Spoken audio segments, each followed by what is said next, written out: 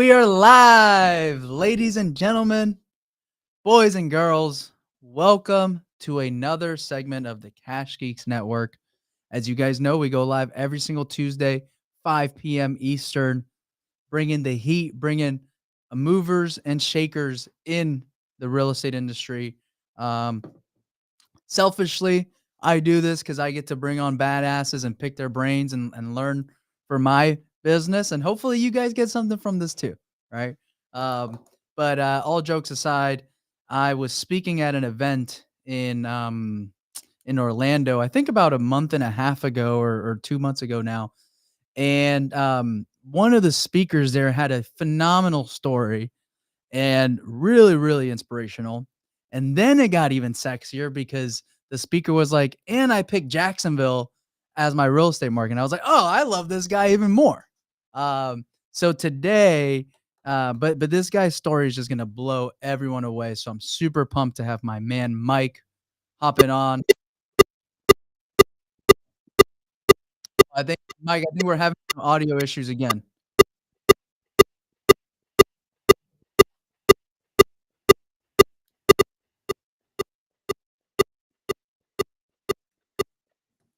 No. Oh, Can you hear me? there we go. You got it? Okay. Yeah, I got you. For Boom. some reason, it keeps like bouncing between microphones, man, and I have to like. Oh, dude, it's because I just called you on the cell phone. I fucked it up. That's my bad. I AirPods. called you and then the AirPods. Yep, that's my And then bad. it bumped me off. Technology, Dude. right? We love it when it works, and we don't when it doesn't, man. Yeah, no, but real quick, Mike, I wanna, just give you a huge shout out, man, because I think one of the things that I really loved about, meeting you there and just I learn a lot from just watching people, not just from the way they talk or on stage or whatever. Sure. I think something that spoke volumes about you and who you are is you had your family there. You know, your wife was Yeah. there, your kids were there. You know, we were at the speaker dinner the night before and your son was there. And I just had my first child a little bit over a year ago. My kid just turned 1. And my wife's Congrats. appreciate it, man. My wife's pregnant with the second right now. And so I just thought that was awesome, right? Phenomenal. It was awesome how your wife was like front row with the kids, supporting, being there. It was just really cool. It tells a lot about the kind of guy that you are, man. So I think that's awesome. And I think the same for you that you recognize it and appreciated that. And it's interesting because like I want the kids there to see that and to be exposed. I just had a conversation the other day. Someone was asking me about like parenting. I was actually at a real estate event in Tampa, like a private event my lender was putting on. And there was some other investors, and we just got into talking about parenting. And they were asking me about like parenting, like some strategies and things and this and that. And I think probably the only thing that I really could say, like, we're all winging it, right? Like none of us are pros at parenting at all. And Yep. and I think the only thing that I've ever followed, like from a parenting perspective, is I think my job, man, is to expose the kids, right? Like expose them to the most amount of life experiences and things that I possibly can, and they'll find their way. You know what I mean? And so that's why I bring them there. Like, maybe my people ask me, well, are your kids going to do real estate? Are they not going to do? I don't know. Like, but I'll expose them to it, and they'll get the ability to have been exposed and make that choice for themselves, man. So super cool that you appreciated that, man, and kind No, of that's saw that, because awesome. my son was at the dinner the night before because I told him that we were doing that go giver tip.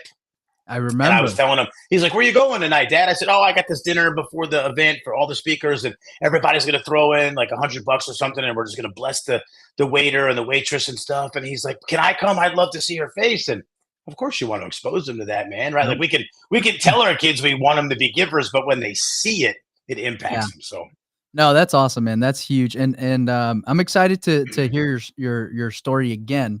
Um, so real quick, and then one of the things about parenting, I'm curious on to how you will explain your journey to your kids. You know what I mean? how I Through will or how I have, how you have, but your kids are also kids, so like sure, over time they're gonna grow and mature and make up their own minds and stuff like that. And I just think that your story is freaking phenomenal. And then, just as a new dad, like how do you explain that to your kids? You know what I mean? sure. But before we get into that, for everybody who's watching, they're like, yeah, what the hell are these guys talking about? Like, Mike, if you don't mind just sharing who you are, where you've come from, and we'll Cool, share some of man. these. We could do a whole episode, right? So when you and I met, Ricardo's like when he talked to me and he interviewed me before he gave me the opportunity to be a speaker at the event, and I shared my story. He watched the video and stuff, and he's like, dude, I love what you share about real estate, and I love your story, and you need to bring those together. And I was like, I got 40 minutes, right? How in the world am I going to teach? And my story itself could take hours, Yeah, right? I bet there's yeah, so much to unpack, right? So, but it took a special skill set for me to sit down and say, all right, how do we deliver this in a poignant way and, really teach the audience stuff, which we're going to do the same thing here today. Long story short, I spent 10 years in prison, grew up in a drug infested home, just incredibly dysfunctional upbringing, like everything that could have went wrong, all the wrong exposures, all the wrong influences, ultimately culminated in an 18-year-old me waking up in a jail cell with no recollection of how I'd gotten there. I didn't remember the crimes that I'd committed. The guards, the corrections officers inside the jail had said I was incredibly lucky to have survived the evening. I guess I had taken so much Xanax and wow, so much alcohol that my heart rate was so low and my breathing was so shallow that they weren't sure if I was going to recover.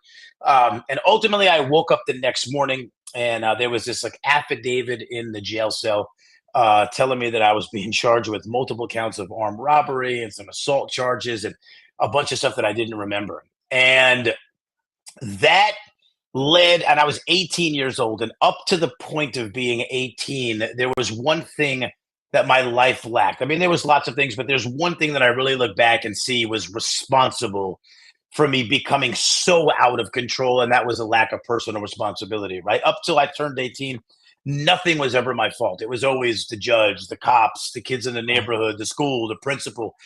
And at 18, I really believed that, whatever folks believe religiously or whatnot, I believe that God had kind of sat me down and said, at this point, man, there's no point in the finger, buddy. You're about to feel the responsibility for your choices. And I looked in the mirror and I had recognized at that moment, within a few days of being arrested, that I'd gotten myself this far out of wow. control and change started happening. And I didn't know at that point what the outcome was going to be. I didn't know if I knew I was going to go to prison because I'd been in trouble as a younger kid and I knew that everything was catching up to me. I just didn't know how long. Yeah. And ultimately, I spent about 16 months in the county jail and then they sentenced me to 10 years in prison. I was 19 Ooh, and they sentenced me to a 10-year sentence. Now, the type of sentence that they sentenced me to was a mandatory sentence. So when I got to prison, there was no opportunity for me to have my time reduced. There was no gain time. There was no good time. I had to do 3,650 days in the state of Florida Department of Corrections. No chance of that being reduced. So I had no external incentives to change, to behave, to do right. well, to improve myself, right? And there was nothing there. It didn't matter how I did my time. I was going home on the same day regardless, but I used my time in prison. I recognized, and there was a moment when I had first gotten into the prison system. There was a moment where I realized that I had given the system 10 years of my freedom. It was my choice. I had done that, right? I had made, I'd committed crimes, but I was not going to give them 10 years of life. Yep. So that moment shaped the next almost 9 years that I spent in prison. And I used that time and I learned how to read, write, and speak multiple languages. I learned a bunch about real estate, business, the stock market, marketing, as much as I could. And I used that time to mentally prepare myself. Dude, I was reading like Russ Whitney books and Ooh, that's everybody, Rich Dad, insane. Poor Dad. My Yeah, first exposure to real estate was Rich Dad, Poor Dad, which really shifted my mindset, right? I grew right. up in the very poverty mindset, drugs, that type of mentality. And it shifted for me. And I used that time, man. And I walked out of prison in 2009 as a 28-year-old with no job experience, no real life experience. I'd never owned a cell phone, never had a debit card, never used Google, never been to Facebook, never seen an MP3, never seen a flat screen TV, never used a DVD player. And then I was thrust out into the world where all of these things were regular, everyday things, man. Dude, I remember that part. When you said that on stage, that's when it really, like, I just put myself in your shoes at that moment, just coming out and, like, not knowing the world, never having a Yeah. bank account, never like, having a credit card, like, how do I spend money? What's social media? What's all that stuff. You Um, know, you know where it's so Huge funny, moment. man. What really hit me. I actually met my wife in prison, and that's a whole long story. If you follow me, I have a website called FromPrisonToProsperity.com where there's a video that really that digs deep. You saw it at the event. It'll kind of share like that side of the story. It's a lot to get into here. But my first like 5 days out of prison, my she was my fiance at the time, and I went to this event at Universal Studios called Rock the Universe. It's like a Christian hip hop and Oh, R and yeah. B type event, right? And I'm like I four used to days go out of every year, prison. bro. I Yeah, used me to go too. every year. Toby And Mac then they stop. Yeah, and they all stop. yeah. Yeah, of course, man. Yeah, Skillet, yeah. all that stuff. It's super fun. Yep. And Lecrae and all that stuff, man. Yeah, dude. So I'm standing there. I'm 28. I'm fresh out of prison. Never seen an iPhone. Never used a cell phone at any point. And I think it was Switchfoot. Switchfoot's performing.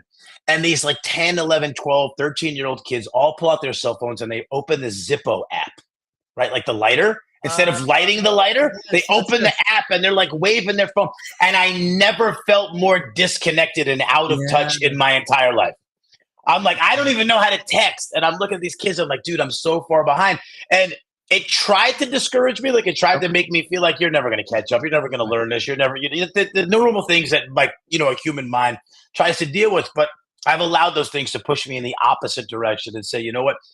I'm going to let that drive me towards success. And that's real estate has been the very same thing for me. Like I've allowed my lack of knowing or experience to just drive me towards and just run full steam ahead at it, man. So Dude, that's crazy, man. And so what is that like? Obviously we're hearing the story, but like as far as you have to talk to because I'm sure, spending a lot of time talking to yourself absolutely, of in course. right? And so like how do you as somebody who can play the victim, can play the, like you said, it's not my fault. 100%. It's the way you were raised, it's your family, it's, all that, right? Correct. Whatever. Definitely the excuses are there if I want to take them, right? Exactly, exactly. You have every excuse to play the victim or to not even try. Like, how do you talk to yourself, um, and convince yourself that, like, it's it's more of a drive to want to figure this out, learn everything new, as opposed to, "Screw it, I'm done." That's a great question, man. I don't know if there's a simple answer to that because Right. I do believe that there was a lot of divine intervention that happened with me. I believe that there was very much the impact of God and a shifting combined with getting me sober and getting me out Mm. of that environment and away from those influences, combined with the realization of just how badly I'd screwed my life up to that point, all kind of culminated in like a kind of great awakening experience. Like, dude, like you've really messed this up, man, and now you're gonna sit down for 10 years. Like that's how guys Yeah. in prison kind of call it. Like you're gonna sit down for 10 years and you're gonna think about this and you're gonna look. And it ties into what I shared earlier with that 10 years of life situation where I had made the choice that even though I had to spend 10 years incarcerated and I couldn't, come and go as I pleased, that didn't mean that I had to stop living life and stop growing, right? And Mm. because for me, I think growth is life, right? As soon as you Yeah. stop growing, you start dying. And so I recognize that freedom, that ability was not taken from me. And so I could use those 10 years to do something that other folks don't, right? And I recognize maybe about a year into this of starting to really, I spent a lot of time reading the Bible, reading books, reading business. I recognize maybe a year into it, man, that I had something that people outside don't have, and that was time, right? I Yeah. had lots of time to learn stuff that people on the other side of the fences don't have. And I could use that to my advantage because, when you do 10 years in prison, right? You can prepare for all the opportunities in the world. I learned Spanish, Italian, French, Greek, and obviously English as I speak that as a first language. I learned business. I learned stocks. I was day trading with my wife over the prison phone. I was reading about real estate. I understood the concepts of wholesaling, right? All this kind of stuff. I knew that all of those things I could learn and expose myself to. But when I walked out of prison, there was no way for me to know which doors were going to open and which doors were going to shut, which opportunities were going to present themselves.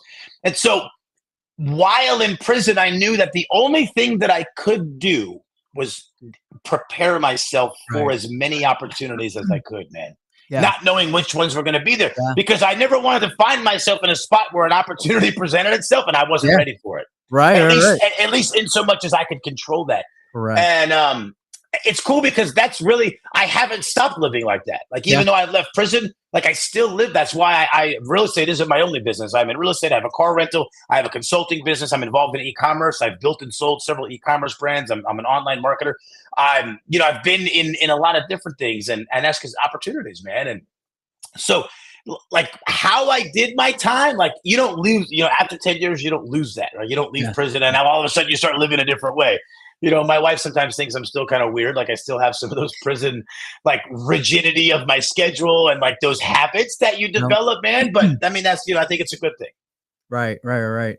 That's crazy, man. And that's awesome, man. Hats off, mad respect.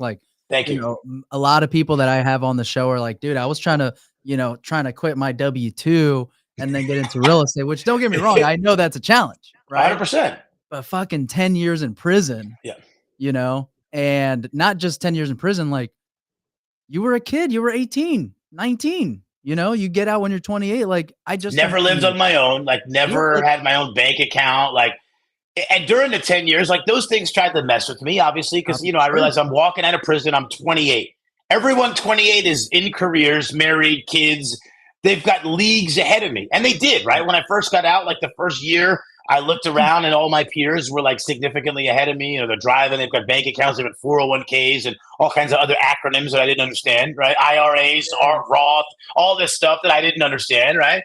And I just everything's a choice, right? Everything in life is always a choice, and no matter where you are listening to this, right, watching it live or whatever it is, like we all have choices, right? Even though my story may be an extreme of challenges to successes, like we all are on that spectrum somewhere. Like you shared, some of us are like in that W-2 trying to get into real estate. The spectrum is different for all of us, but the reality is the same. Like there's challenges, overcoming them, creating success, no matter where you fall in the spectrum. Yeah. So, but yeah, man, that's amazing. And so let's talk about real estate. let's do my favorite topic. Yeah, so obviously you're big on the Burr model, right? Correct.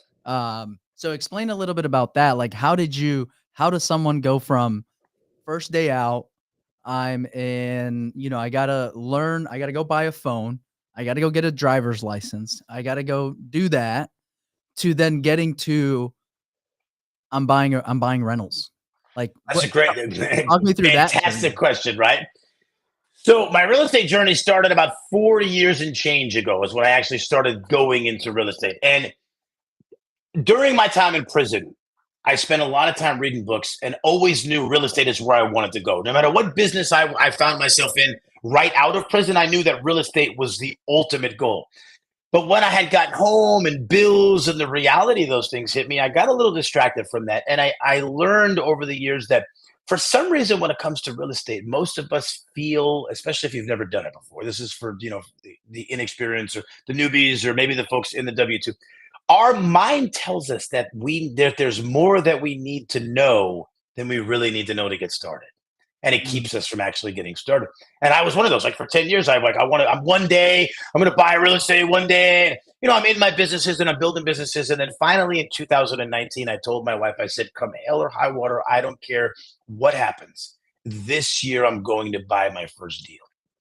And I did. And I made, Gonzalo, when I tell you the mistakes that I made buying the first deal, dude, you'd be like, what? I look back now, like, how did you even survive that, right? I bought 2 duplexes in Jacksonville in the worst area you could possibly buy them, right there in Myrtle, like Midwest side, 7th Street to 23rd Street, like literal crackdown. I did 0 inspections, didn't go to see the property, and completely trusted the realtor. Realtor shafted me because he was selling the properties for the brokerage that he worked for. Didn't disclose that to me either. So there was a clear conflict of interest. And he says, "Oh, they just need a coat of paint, man, and you can just throw a tenant in them." There were squatters in there. One of them was a full blown trick house, and but it got me started. It got me in the game, and I know me, and I knew that like was only so many books I could read. There's only so many courses, right? Yeah. Real estate, like you have to get your hands dirty. Like you really got to get involved in it. And I always share like on my website and stuff that there's only so much you can learn sitting behind a computer. Like you got to get out there, man, and get involved. And I knew that, and I knew that until I did a deal, that it would just be concept and theory and what that I Right. actually had to get out there and kind of get started in it. So for like 10 years, I'm building businesses. And the reason that 2019 was so significant is because we've done incredibly well. Not only did we build businesses, but my wife and I have always been very, very big on freedom, which is exactly why you saw her and my kids sitting in front of the room there that day. Freedom being important for very obvious reasons, what I Yeah. just shared, right? So I knew even the day out of prison, like I didn't know which business I was going to get involved in, which direction I was going to go, or even if it was going to be a job. But I knew where I wanted to go was the direction of freedom, and I wanted to create freedom in my life. And so that compass of freedom just shaped the opportunities that I said yes to. And so as we began to build businesses over this 10-year span of '09 and 19, those businesses were very, very automated and really didn't require lots and lots of time. So we'd done well. We created success. We'd had some money sitting there, and I was like, man, let's begin to put this in. The kids are getting. I think my son was like 8 or 9 at the time, and I started thinking about legacy and wanting them to have wealth and stuff, and just jumped out there and said, dude, let's start buying real estate. And I did, and I made a bunch of mistakes, and I learned along the way. I myself met a mentor who also happened to had spent some time in prison. He's worth about 250 million now. Wow. Went to prison when he was young, about my age. He's buying a bunch of Marriotts now, and mentored me, man, and kind of showed me a lot that I didn't see at the time. And we'll Yeah. talk about a little bit here as we kind of get into real estate and kind of how it shaped how I looked at real estate, because I think that's probably one of the biggest things that changes how I do deals now, and my own mentorship students that I teach, how they do deals and how we continue to do deals even in the the current market of rates being high and like all the common things that everybody doing real estate is talking about right now, rates being high and the Yep. feds and mortgage rates and inflation, and is a recession coming, is it not, or how all these kind of things. Yeah. So, what made you pick Jacksonville? Great question, man. So when I started looking to buy real estate, this will tie me actually into one of the things that I want to talk about. I started just like everybody else does. I started looking to buy real estate where I live, proximity, right? I Right. live in Brevard County, Florida, which is just outside of Orlando. It's nice, the largest coast in the state. And, by way of default, I started looking for deals near me, which is what we all do. We think, if I want to buy real estate, I need to look nearby. Thankfully, I couldn't find any good deals because this is a very investor heavy area because of it being so coastal, being so close to Orlando. There's a lot of investor activity here. So I couldn't find value adds. Like all the properties that I could see available had already been renovated. There was no room. We had to buy them at retail. So Tampa, Orlando, and Jacksonville were on my radar. And I went to Jacksonville in 2019. And as I drove around the city, something jumped out to me that I'd never seen before. As we drove down the block, and you've been around longer than I have, Gonzalo, so I'm sure you'll remember this, and you still can kind of see a little bit. But Jacksonville's changed a lot, even in the last 4 years. I'm driving around, and it would be one block, and it would be like a crack house, a burnt to the ground, a house condemned, and then five brand new houses in a row, block after block after block. And it blew my mind because I had never seen it. And as I was talking to my own mentor about it, he said, Mike, that's opportunity. He said, they are flipping those neighborhoods over, man. You need to start buying. Understand what it's costing them guys to build new. If you could buy the one next door for 60, put 30 into it, and it's worth the same as theirs, you'll make a killing and buy everything you can.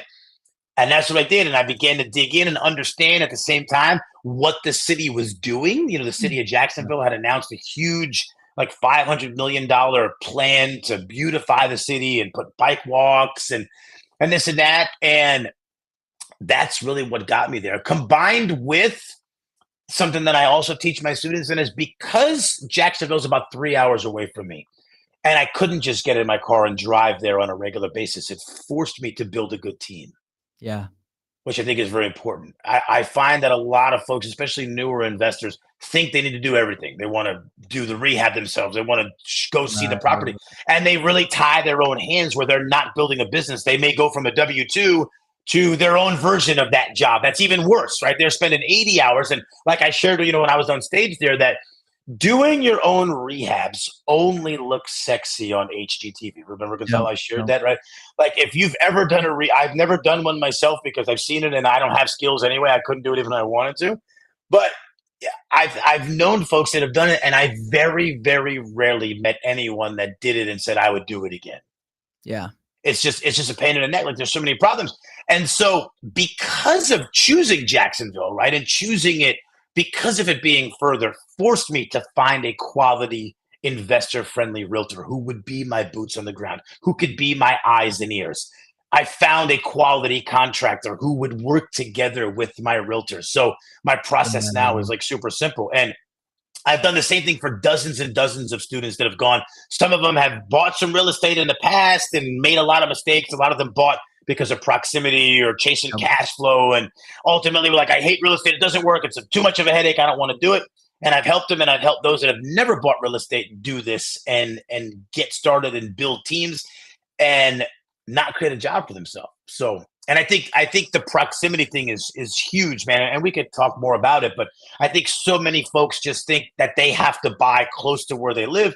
And I think it's incredibly limiting because ultimately the first thing it doesn't do is it doesn't answer the question of, is where you live a good market based on your goals, right? Right. Is the market Right. that you live in a good market to buy real estate? Is it growing? Is it appreciating? Is rent growing? Is there demand? Is there job growth? Is there wage growth? Is there all of these things happening?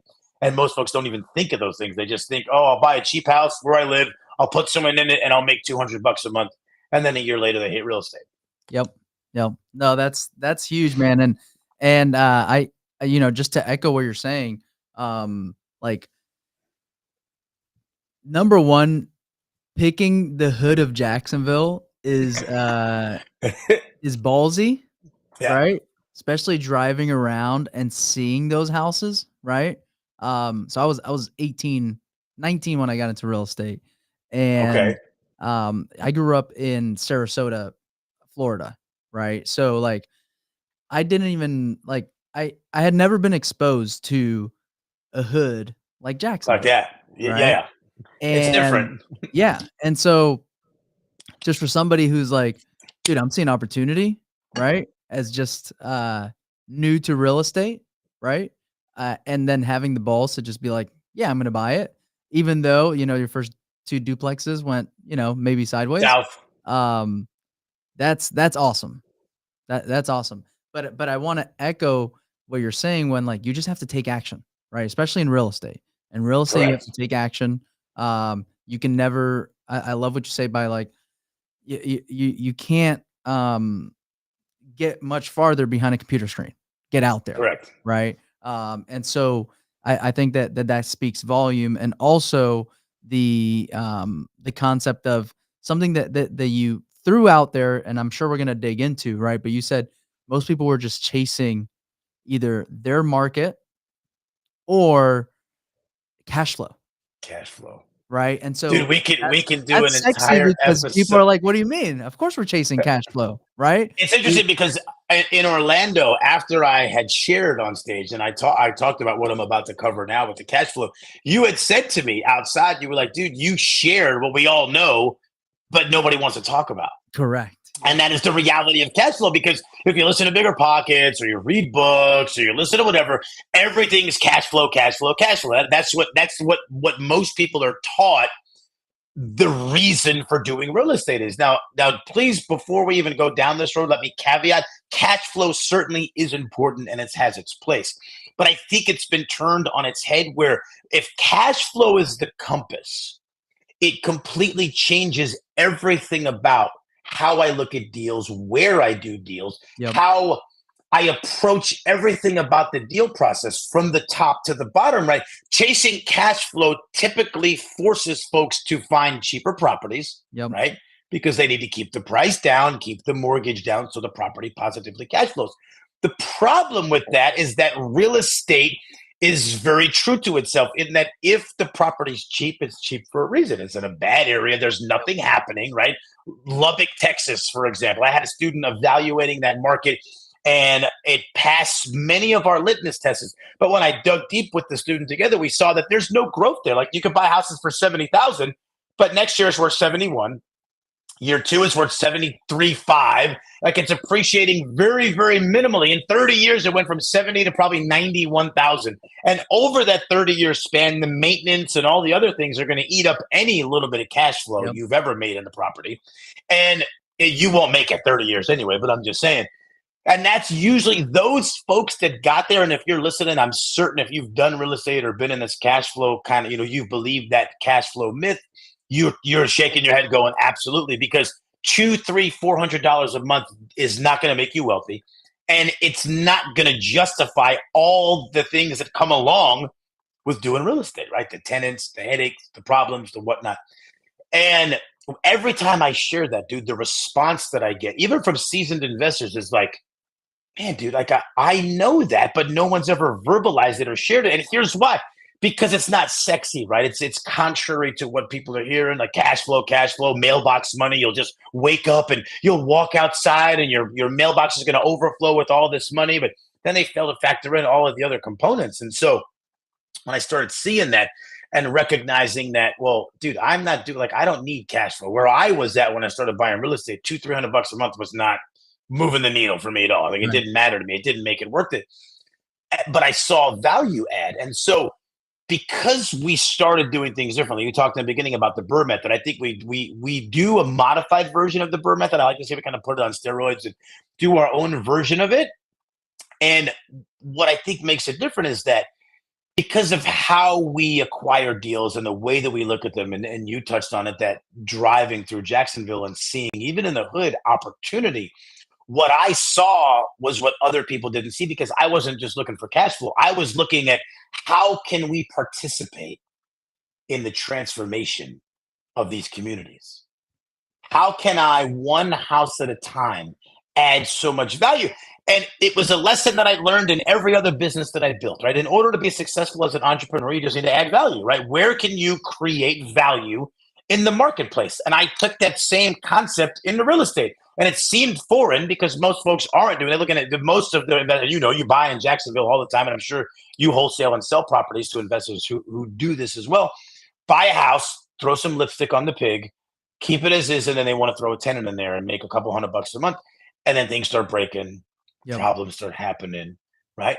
But what we did is I said, how can we acquire these properties and fully transform them? And the beauty is that the transformation doesn't come out of my pocket. My lenders fund that. So I find myself, I don't have to cut corners, right? I Yep. don't have to penny pinch, right? Because I don't care about what the renovations cost, obviously within parameters, right? Like, Of we're course. not putting pools in and, Yeah. we're not pavers in the driveway in the hood and, stuff like that. Like we're doing it within parameters, but we're doing new plumbing, new wiring, new AC units, right? We're taking window units out. We're putting in new windows where those things need to be. We're doing new roofs, like things along those lines. So that, number one, not only do we add value and force that appreciation to happen to that property very, very quickly, but when I put tenants in place, they're moving into a brand new house, man, that I don't have problems. I don't have maintenance issues happening in year one, year two, like, the other folks that are buying in those areas.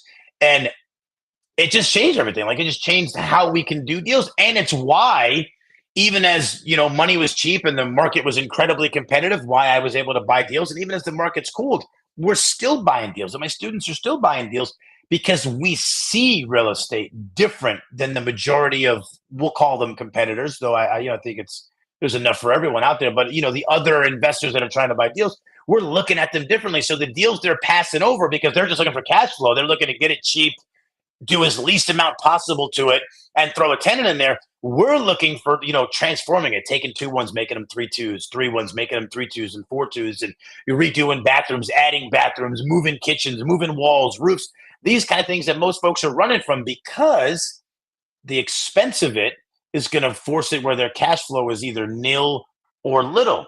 Yep. And I don't care because as soon as we refinance their property, we pull all or most of our money out, redo it, and we just keep stacking these one on top of another and build Right. wealth at the same time. No, that's awesome, man. And that's beautiful. And it's true, man. That's why, like, people, I think, I don't bullshit people.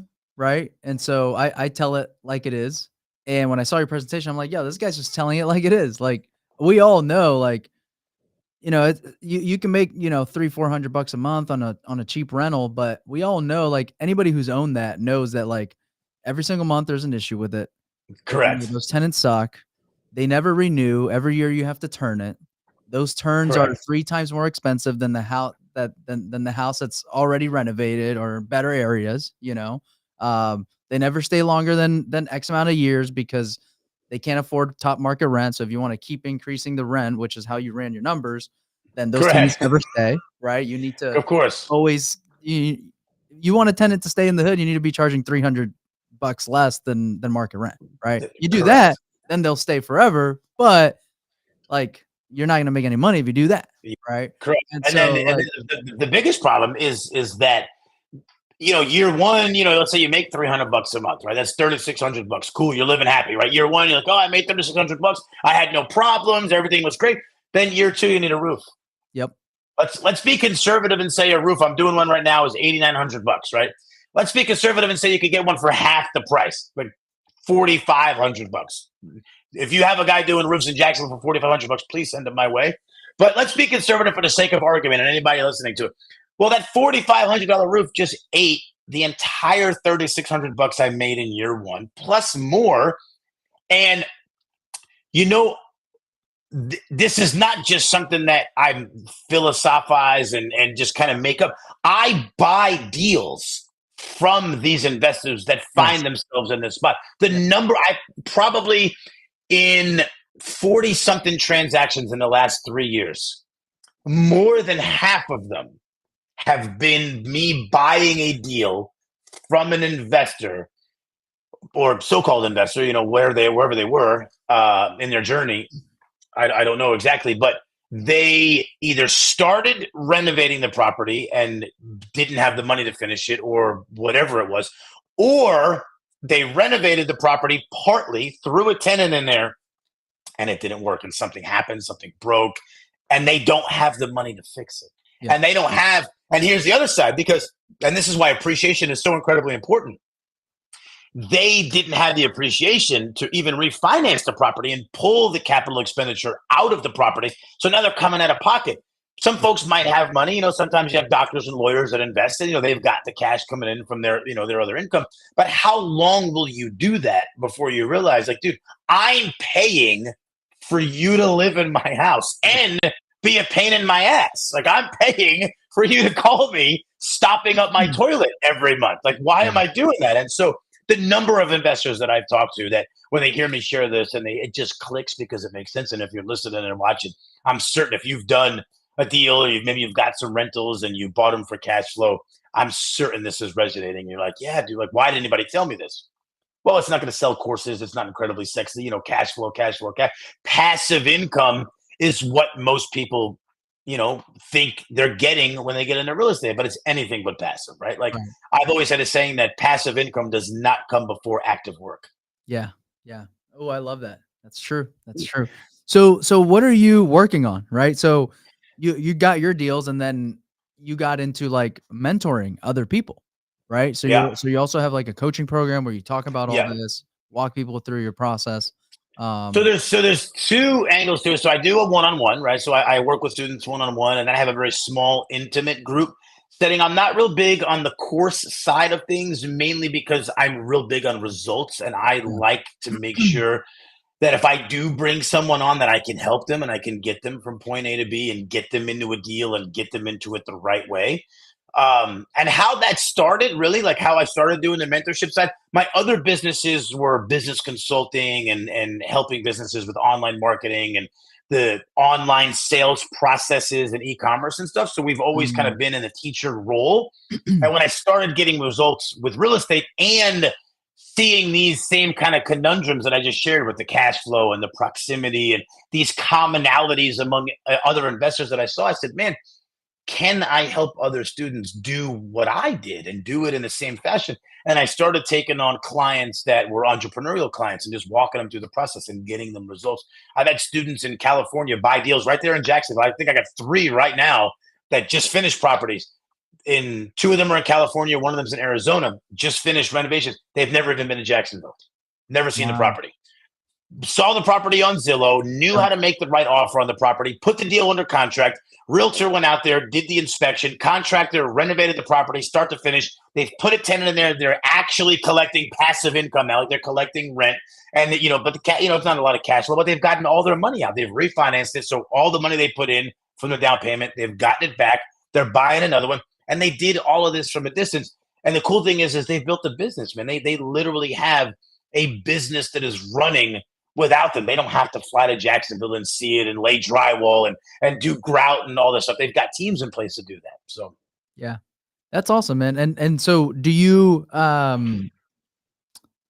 how do you navigate with people that are not in Jacksonville as far as like that don't want to buy in Jacksonville? Do you have another sexy market that you've identified that you're like, oh, all over the country. So Jacksonville is just one of the markets that I'm buying in, but I've got students buying in Tampa, Orlando. I've got students that have done deals in Chattanooga, Tennessee, all across the Southeast. Raleigh. I got a student under contract in Raleigh, North Carolina. Well, he's actually probably halfway through the renovation in Raleigh, North Carolina. Another student doing a deal just closed last Tuesday, on a deal in Abilene, Texas. So my process, I think the most important skill that a real estate investor can learn is analysis. How to analyze not just deals. And we always talk about deal analysis, run the numbers. There's a common phrase everybody says. But there's more to it than just that, right? It's understanding how to analyze markets and how to recognize what's happening in the national market as a whole, like how do interest rates play? Where's growth happening, right? I always think like if you start talking to family members or friends that don't do real estate about real estate, what's the first thing most of them share with you? They bring up '06 and '07. Well, what if the market crashes? What are you going to do? Well, here's the truth. In 2006, 7, and 8, there were two kinds of people that in real estate: those who made money and those who lost money. What's the difference? The only difference was that the ones who made money understood how to analyze the market and respond accordingly. That's it. Only differences. Both of them were buying and selling real estate. The ones who made money understood what to look at and what to pay attention to. And so with students, we probably spend 3 to 4 weeks, man, deep diving the analytical side of things. So I never constrain a student to buy in Florida or Jacksonville or Georgia or anywhere. We start looking at the nation as a whole and how is the country going to grow. And then they begin to understand how to look at individual markets across the country and determine where growth is going to happen, right? How to uncover the potential for appreciation and how to find deals within those markets, which I think is the most important skill. For me, like right now, a lot of people ask me, what do I do now? As an investor, the only thing I really do is I'm looking at deals all day long. When I find deals I like, I send it to my realtor and she has a process. We put an offer in. Once that deal closes, dude, I'm very, very hands off. Like I'll go, if I go up to Jacksonville, I'll see the rehabs in progress. If not, they'll happen without me. Yeah, that's awesome, man. I love that because it can be done. You're somebody who has proven that it is doable. You're constantly doing it. How many houses do you own now in Jacksonville, if you don't mind me asking? 20 now. Wow. Hell 20. yeah. Dude, that's crazy. Thank you. I love that, man. Every single every single one has been a full transformation. So every single one of those were like incredibly dilapidated, which I think for me personally, I think it's one of the satisfying parts of it. Like not only am I buying real estate and building wealth and like the money side, like, but I'm making the community better, right? Like I've had lots of tenants message me like, this is the greatest, this house is so nice. Like I can actually build a life with my family here. And like, that's kind of that's like a secondary benefit, but that's cool, man. If you're somebody who cares about giving back, to have a tenant like out of the blue message you and say that is cool because a lot of I don't buy in the hood so much anymore. Like I'm definitely closer to the water and some nicer areas, but even some of those other properties that maybe are on the fringe and stuff, those tenants, the other properties that they're looking at, the landlords don't care about those properties. So they're not fixing them, they're not renovating them. And then your property just sticks out like a sore thumb, which is why I don't think it's ever taken me more than a week to get a signed lease at top of market rent every single time. And that's because the product that we put out is top of the line, and it's well done and it's quality, and it helps me. It makes my journey as a real estate investor better, and I'm helping people at the same time. Like I'm able to provide, for families, young families, quality, affordable house in areas sometimes where there's not a lot of that, man. So it's cool. I get that's there's a secondary benefit to it. Right. No, that's awesome. And I know exactly the houses that you're talking about, right? And And it is cool, right? When you see a house like, holy crap, that house was like a freaking tear down. And now Yeah. I drive by it and it's like brand new. It looks like it's brand new, you know? So that is awesome. So how can people learn more about you, follow you, where if they want to learn more about what you do or just follow your journey, Yeah, what so can they probably say? the best like I'm very, very active on Facebook. I think the link's right there on the screen now. My personal profile, there is a page, RE Investing Success. YouTube's a great place. I put out a video at least once a week, small tidbits of a lot of the stuff that we're talking about here, real life examples of deals, things along those lines. But Facebook and or like if somebody just has questions, I love to help. If somebody has questions about deals or the prison journey. A lot of times when I share my journey, I have other guys that have been where I've been that get inspired, and they need to see like that. Yes. Hey, like you can do it too. Like this dude did it. Like I can do it too. So like if you're one of those folks, or maybe you got a family member, in a prison environment, reach out. I'd love to share anything I can, help, inspire, motivate. Just share some real life stuff. Yeah, that's awesome, man. I'd love to just have you back on one day and just talk about prison and We could do it a whole episode, man. personal development in prison and what that's Okay. like and hustling in prison, how because I just love Oh that yeah. shit, dude. Like I'm into all that. There's a ton, man. I mean, I used to sell envelopes, and I mean, we could really. My first Oh, entrepreneurial journeys, dude, were inside a prison, I'm man. We could sure, do I'm it. Let's sure. do it. Let's Yeah, do yeah, it, man. no, As a hell matter of yeah, fact, maybe man. next time I'm in Jacksonville, we'll do it Dude, live. We'll yeah, come yeah, into the yeah. studio and do it. Hell yeah. Awesome, man. Awesome. Well, dude, I appreciate your time. You've been Always. amazing. You've been an open book. And again, I always love hearing your story, man. Thank you so much for doing this. And let's have you back on. Let's do it, man. I appreciate you, Gonzalo. Thank you. Awesome, man. Mike, thanks again. And everybody who tuned in. I saw a bunch of people hopping in and out, which is awesome. And so make sure that you rewatch this on our YouTube channel, the Cash Geeks Network, or on my Facebook. Um, if you tuned in late, you definitely want to hear the beginning part of this podcast. I promise you, I've never had anybody like this guy on, so it's amazing. But thanks again, Mike, and I will see you guys. Or no, we're skipping next Tuesday because of Christmas. So I'm not doing a show next Tuesday, but I will see you guys next year. All right. Thanks again, Mike. And I'm Yes, out. sir.